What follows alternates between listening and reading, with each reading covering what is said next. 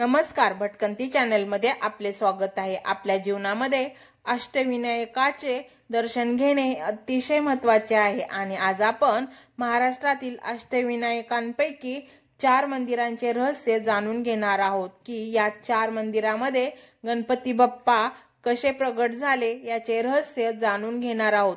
नुसते गणपती बाप्पांचे नाव जरी मनापासून घेतले तर सगळी संकटे दूर पळून जातात। अष्टविनायकाची कथा आपण नक्की ऐका। आपण आपल्या जीवनातील अमूल्य वेळ नक्की द्या व्हिडिओ पाहण्यासाठी।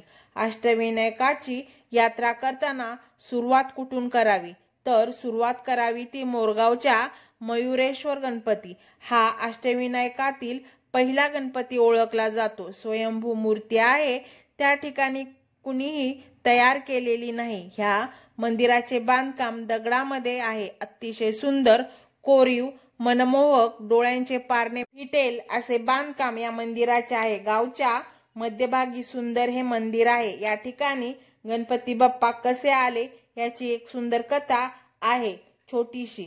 एक सिंधू नावाचा दैत्य असतो, असुर महाभयंकर दैत्य अनेक देवी देवतांची तपश्चर्या केली आणि त्याने वरदान प्राप्त केले। या राक्षसांना देव सुद्धा मारू शकत नव्हते असा हा महाभयंकर राक्षस आणि त्यावेळेस सगळ्या देवांनी गणपती बाप्पांची आराधना केली।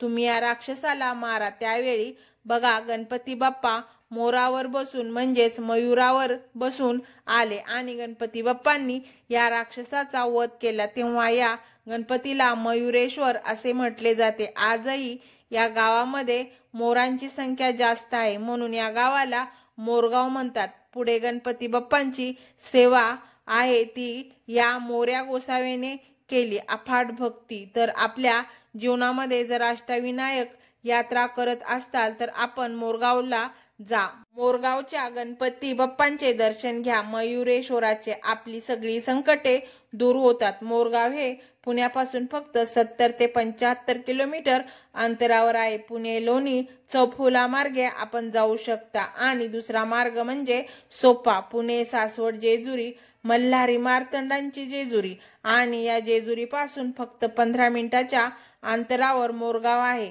बघा, आपण अवश्य भेट द्या। आणि दुसरा गणपती अष्टविनायकातील सिद्धिविनायक गणपती अष्टविनायकामधील एकमेव गणपती आहे। त्याची सोंढी उजव्या बाजूला आहे। या ठिकाणी गणपती बाप्पा आले कसे, सिद्धिविनायक याची सुंदर छोटीशी कथा आज आपल्याला सांगणार आहे। मधु आणि केटभ हे 2 राक्षस होते महाभयंकर। यांनी सुद्धा देवी देवतांचे वरदान प्राप्त केले तपश्चर्या करून। आहो, या राक्षसाला मारण्यासाठी देवादेव विष्णुदेव अखंड सृष्टीचे मालक यांचे महाभयंकर युद्ध झाले या राक्षसांबरोबर। परंतु या राक्षसांना मारण्यामध्ये यश देवादेव विष्णूंना आले नाही। त्यावेळेला विष्णुदेव भगवान शिवशंकरांच्याकडे गेले आणि भगवान शिवशंकरांना सांगितले, देवा या राक्षसांना मारायचे कसे। त्यावेळेला बघा भगवान शिवशंकरांनी सांगितले की या राक्षसांचा वध जर करायचा असेल तर तुम्हाला गणपती बाप्पांची आराधना करावी लागेल। याच जागेवरती भगवान विष्णुदेवांनी आराधना केली गणपती बाप्पांची आणि या राक्षसांना नंतर मारले आणि याच टेकडीवरती हे मंदिर बांधले गेले। पेशव्यांचे सरदार हरिपंत फडके यांनी एक छोटेसे मंदिर बांधले।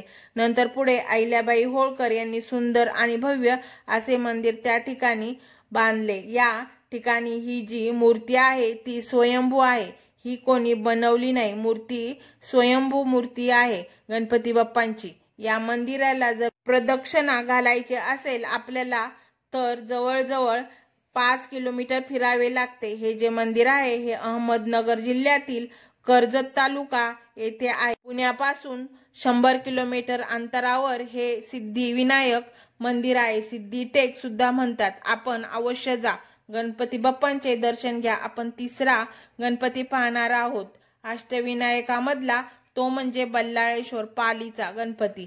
अष्टविनायकामधील हा गणपती बघा भक्ताच्या नावाने ओळखला जातो। बल्लाळेश्वर नावाचा एक भक्त होता, त्याची सुद्धा सुंदर कथा आहे। बल्लाळेश्वर नावाचा एक मुलगा होता की ज्याची अफाट भक्ती गणपती बाप्पांवरती, परंतु त्यांच्या वडिलांना राग येत होता बघा. गणपती बाप्पांची पूजा करतोय, भक्ती करतोय. कल्याण शेठ वडिलांचे नाव आणि गावकऱ्यांनी त्याला मारले, मारपीट केली गणपती बाप्पांची भक्ती करतोय म्हणून आणि घरामधून हाकलून त्याला बाहेर फेकून दिले, जंगलात टाकून दिले. आणि त्याच वेळी बघा आपल्या भक्तासाठी गणपती बाप्पा ब्राह्मणाच्या वेशात त्या ठिकाणी आले आणि दर्शन दिले त्या बल्लाळाला. ती जागा त्या ठिकाणी मंदिर उभे राहिले म्हणून हे गणपती बघा बल्लाळेश्वर असा ओळखला जातो. हा अष्टविनायकामधील एकमेव गणपती आहे. त्याच्या अंगावरती उपरणे आहे आणि अंगरखा आहे बघा, अशी वस्त्र आहेत. आणि या ठिकाणी बघा नाना फडणवीसांनी लाकडी मंदिराचे काम काढून दगडी मंदिरात रूपांतर केले. या मंदिराची रचना अशी आहे की सूर्य उगवल्यानंतर त्याची किरणे गणपती बाप्पा यांच्या अंगावरती पडतात. मंदिराच्या दोन्ही बाजूला तलाव आहे त्या ठिकाणी आणि देवाची मूर्ती स्वयंभू आहे. या गणपती बाप्पांचे जे डोळे आहेत बघा हिऱ्यापासून बनवलेत. पाली हे गाव पुण्यापासून 110 किलोमीटर अंतरावर. पुणे लोणावळा मार्गे आपण त्या ठिकाणी जाऊ शकतो. लोणावळा खोपोली मार्गे तर आपण अष्टविनायकातील वरदविनायक गणपती चौथा गणपती आहे बघा, महाडचा वरदविनायक, की या गणपतीची पूजा बघा आपण जवळून पाहून करू शकतो. तर या ठिकाणी गणपती बाप्पा कसे आले ह्याची एक सुंदर त्या गणपतीची कथा आहे.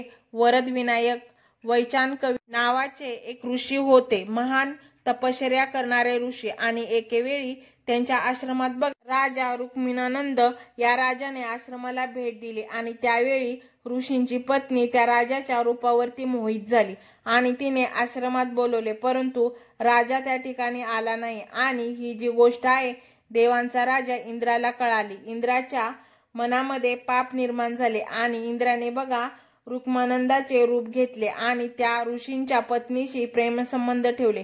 याच्यातून गुट्टसामान्य नावाचा एक मुलगा झाला. हा मुलगा पुढे मोठा झाला आणि मोठा झाल्यानंतर आपल्या जन्माची कथा त्याला समजली. इंद्राच्या पापातून आपला जन्म झाला आहे. त्याला राग आला भयानक.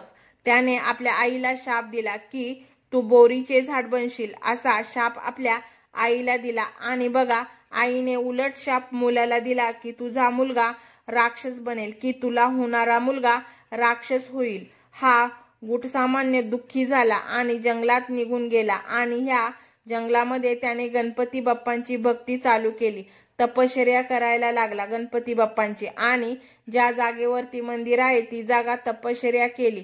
त्या ठिकाणी गणपती बाप्पांनी दर्शन दिले या मुलाला. या ठिकाणची मूर्ती स्वयंभू आहे. 1690 साली ही मूर्ती तलावात सापडली होती. पुढे बघा 1725 साली कल्याणचे सुभेदार रामजी देवळकर यांनी हे सुंदर असं मंदिर बांधले. या ठिकाणचे रहस्य आहे की मूर्तीच्या समोर म्हणजे गणपती बाप्पांच्या समोर जो दिवा आहे हा दिवा 1892 पासून तसाच आहे, पेटत आहे, म्हणजे एकसारखा चाललाय दिवा. याचं रहस्य आहे. आणि हे जे गणपती बाप्पांचे मंदिर आहे ते खोपोलीच्या जवळ आहे. पुण्यापासून साधारणतः 90 किलोमीटर अंतरावर महाडचा वरदविनायक असं म्हटले जाते. महाराष्ट्रातील अष्टविनायकांपैकी हे 4 मंदिरांचे रहस्य आपण एका भागात पाहिले. दुसऱ्या भागात 4 मंदिरांचे रहस्य पाहणार आहोत. जीवनातील अमूल्य वेळ भगवंताच्या सेवेसाठी द्या. ही अष्टविनायकाची 4 मंदिरांची कथा माहिती आपल्याला आवडली असेल तर आमच्या चॅनलला लाईक, शेअर, सबस्क्राईब करा आणि छोटीशी कमेंट म्हणून गणपती बाप्पा मोरया अशी एक कमेंट द्या. धन्यवाद.